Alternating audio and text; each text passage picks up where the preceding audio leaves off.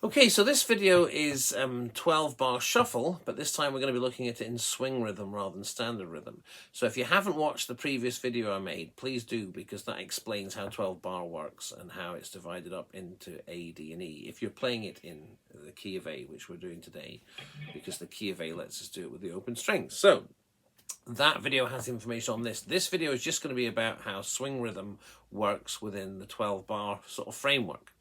So a standard musical notation with the 4 beats in a bar, you would further divide those notes down. So if you're going, that's 2, 3, 4, 1 and 2 and 3 and 4 and 1 and 2. You're dividing those up into 4. So you're splitting them. You're kind of, it's always either 2 or 4 beats for each beat, if you see what I mean. In a swing rhythm, you're dividing your beat into 3. You're dividing each beat into 3 notes. 1, 2, 3, 1, 2, 3, 1, 2, 3, 1, 2, 3. Now, swing rhythm written in musical notation will have a thing at the top that looks like that.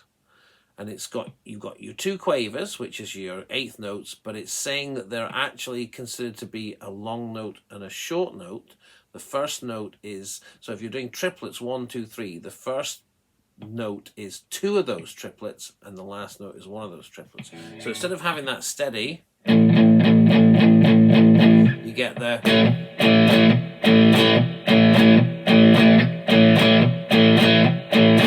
kind of pattern. Now you can hear it if I play you this backing track on the bass part, where you've got a long note, so it goes long, short, long, short, long, short, long.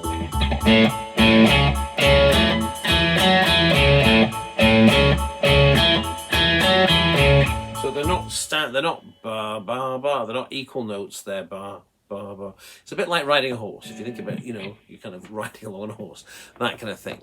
Now, the way that the 12-bar shuffle works is exactly the same as it is for the standard rhythm. Same number: 4 bars of A, 2 bars of D, 2 bars of A, 1 of E, 1 of D, 1 of A. Finish on E to make the 12 bars, but it has that shuffle rhythm to it. So, when we were doing the standard rhythm, the most common, I think, standard rhythm shuffle is where you're doing two hits on with your open A string and your 2nd fret of the D string, and then you're doing 2, 1 on the 4th fret, and then back to the 2nd fret. With shuffle rhythm, it's more common to play it like this. You can do the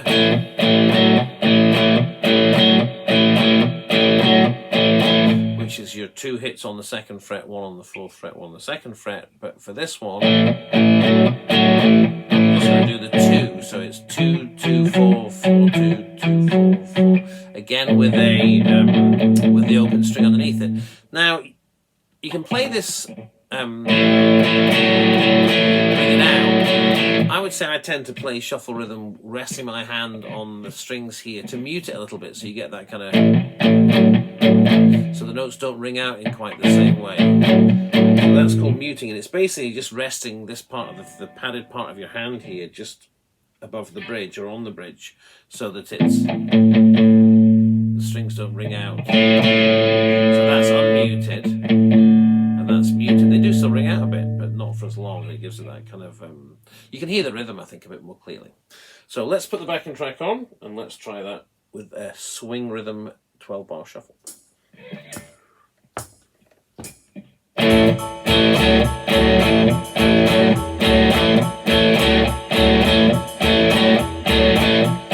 4 bars of A, playing the 2 strings, the A and the D string together, and up to the D. So you're playing the D, the G string now. The D string's open. You've got the 2nd fret and the 4th fret of the G string. Back to A. So that's the A and the D string. Down to the E. Up to the D. Back to the A. And finish with the chords.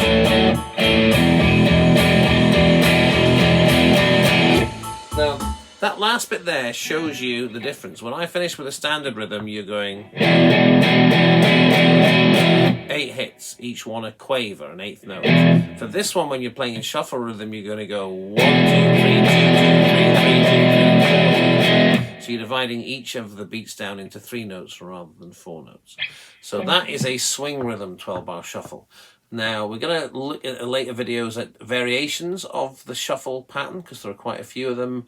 And then I'm going to start putting together some very basic blues soloing.